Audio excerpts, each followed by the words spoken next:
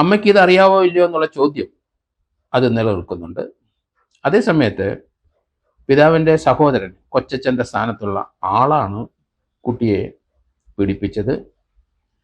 ആ കുട്ടിയുടെ മരണശേഷം ഡെഡ് ബോഡി കൊണ്ടുവന്നപ്പം വാവുട്ട് നിലവിളിക്കുന്ന പിതാവിൻ്റെ അനിയനെയൊക്കെ നമ്മൾ കണ്ടു.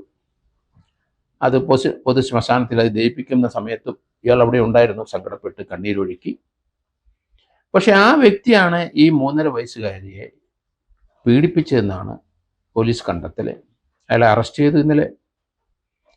അത് ഒരിക്കലും ആരും പ്രതീക്ഷിച്ചില്ല, കേരള സമൂഹവും പ്രതീക്ഷിച്ചില്ല.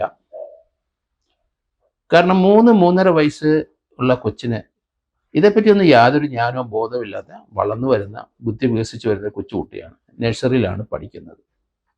ആ കുട്ടിക്ക് ഇയാൾ എന്തെങ്കിലും കാണിച്ചാൽ അതേപ്പറ്റി അറിവില്ല, ജ്ഞാനമില്ല, വേദന എടുക്കുന്ന മാത്രമേ അറിയത്തുള്ളൂ. ആ വിവരം സ്വാഭാവികമായിട്ട് കുട്ടി അമ്മയുടെ അടുത്ത് പറഞ്ഞിട്ടുണ്ടാവുമെന്ന് ആണ് ഞാൻ കരുതുന്നത്. പറഞ്ഞിട്ടുണ്ടാകണം. പക്ഷെ അമ്മ അത് അംഗീകരിച്ചിട്ടില്ല എന്നാണ് വാർത്തകൾ വരുന്നത്.